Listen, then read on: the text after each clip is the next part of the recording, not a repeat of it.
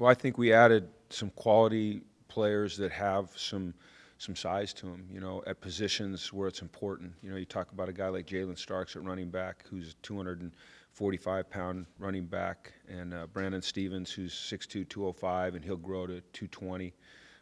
Those are big men. You talk about the guys along the offensive line with Paco and Mike and obviously Alex has got some room to grow. And I can't mention, the other guy, but we added some size there. And you look at the defensive line, and at this point, we've added 6 defensive linemen to the group, and they're all, good size guy or with great size potential. I think you look at the 4 linebackers that we signed, with Mike and Breland and Lokeni and Chris, and they're all big, good-looking, well-developed guys. So I think we added size, and we added quality size, not just size. At tight end and fullback specifically, do you have the numbers you need for what you want to do next season? Or is it we will by next season. We will, yeah. We'll have a couple position changes that we'll announce in the spring. Some guys that are currently on our roster, and then hopefully we'll have a couple more additions that'll help us. But, that's a position that we have not emphasized a lot here in the last couple years, the last 4 years, and it's going to be a little bit more of an emphasis. I mean, it's not like we're going to be, running the wishbone. We've got a pretty good quarterback in Josh Rosen, so we like it when he's throwing it. But we do want to utilize fullbacks and tight ends, so we're going to have to build depth there from within, and then, by bringing guys in either as transfers or as recruits.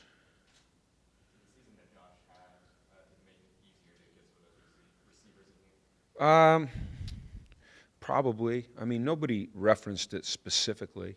I think where Josh helped was as a recruiter. He volunteered to host almost every week.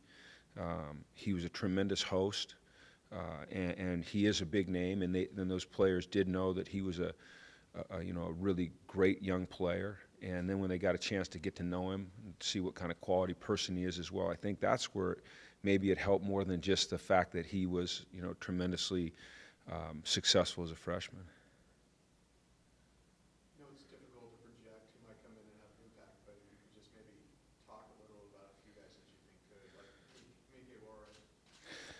Well, I think you're right. It is hard. It is hard. I think the first thing you have to do is think about who we lost, and so defensively, when you think about a guy like Miles Jack or Kenny Clark, 2 tremendous players, and then you're able to replace them with guys like Boss Tagaloa and Mike Juarez, and along with Lokeni and those other guys. We'll see who steps up, Chris, and we'll see. But adding Nick Terry as a JC guy, Chicozy as a JC guy, that gives us some, guys that could step in and play right away. Offensively, well, Jordan Wilson, the tight end's he's going to play right away because he's our tight end right now. And then our long snapper, our kicker, and our punter, they're going to play right away because they're our long snapper, kicker, and our punter. So, but you're right, it's hard to tell. You see where they are when they get here. And I think that, we've got 1, 2, 3, 4, 5, 6, 7, 8, 9 players that'll be here for spring ball. So those guys will certainly have a little bit of an advantage over the guys that come in the fall. Usually recruiting's a long haul, but Brandon Stevens, I mean, that was what, a couple of weeks? It was about 10 days, actually. It was just the luck of being in the right place at the right time. I didn't thank the development staff at the start, but, the fact that we were able to go out and raise enough money where we could at times utilize private aircrafts really helped us there. I was heading to Houston and got word that Brandon had decommitted from Stanford, and we detoured to Dallas, and I was able to go into his high school on a Monday morning early and sit down with him for a couple hours. And then as I was walking out of the high school, happened to walk by a lady, and her eyes just looked like the kid that I just talked to, and we just kind of went back, sat down for another couple hours. If I'd have been 1 minute sooner, her and 1 minute later, we'd have completely missed each other. And we just hit it off and was able to talk him into coming here for a visit rather than an SEC school, and it worked out well. So it's timing sometimes, and just works out. How much of the private planes help this recruiting cycle?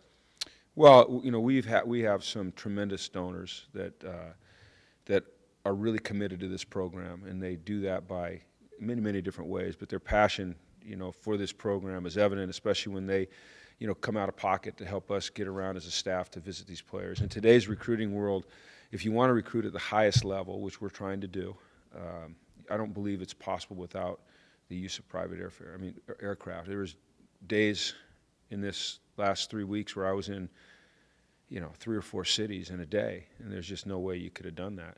3 or 4 states. There's no way you could have done that without the use of private aircraft. And, we're lucky that we have those people that are willing to do that, and that Josh that's willing to, stick his neck out there and ask for it. When you're getting a guy like Burton from Sarah, do you feel like you're making inroads where you need to in Southern California? Well, I think we've done well in Southern California traditionally. I think when you talk about Sarah, I think we all assume that that's just a stronghold for another program in this area. But we've done okay there. But Brandon Burton is certainly a quality player. He follows Jordan Lasley in here, who's a quality player, and Dwight Williams, who's a quality player who hasn't seen the field yet. But we don't. We're going to recruit California hard, Southern California hard, and we've had some success. This is the 4th year in a row you've had the Player of the Year, or at least for the Times Player, High School Player of the Year, in the recruiting class. Have you noticed that players are, as you've progressed here as a program, have you noticed that players locally are even more receptive to UCLA as you've gone on? Well, I think when you win, that helps, certainly. When you play an exciting brand of football, which we have offensively, especially the last 4 years, and we've set every UCLA record, offensive record there is in the last 4 years. When you have a little bit of success against your cross-town rival, which we had up until this year, when you can promote an environment like UCLA, which is prestigious academically, it's a healthy environment socially, people are drawn to that. I think the most important thing, though, is winning, creating a winning environment. And I think that we're doing that. We're not where we want to be. We're moving in the right direction. But I think over the last 4 years, we've tied the win total for most over a 4-year period. So we're moving in the right direction. We've got to hurry and get there. Even with Josh Rosen, how critical was it to sign 2 or even 3 quarterbacks in this class?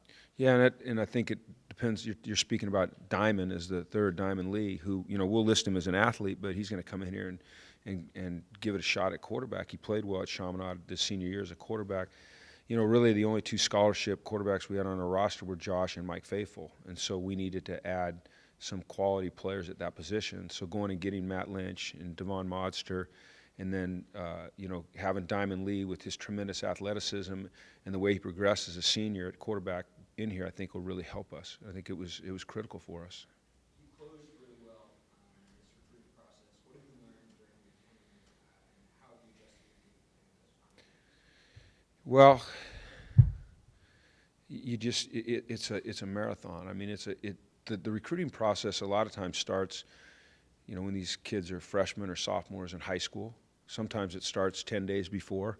It varies. The most important thing is trying to build a relationship based upon trust and that's mutually beneficial. They're looking for something at UCLA, and we're looking for something in them as players and students and citizens. And it's just being persistent. It's continuing to nurture those relationships. It's really never giving up on a guy, and just continuing to build that relationship. It's really all about relationships. You call it recruiting, but it's relationship building. And when you come to the point where both parties feel comfortable with each other and there's a plan for success, then usually it works out. Do you feel like you've gotten better at doing that? As a staff? Well, I hope so. I mean, we will go back right after this ends and self-evaluate and do an after-action report on what we did well, what we need to do better, how we can improve, how we can adapt. We do that every year and in every phase. So I would hope we're getting better, and I hope we get better next year as well. All right. Thanks, guys. Okay. Thanks, everybody.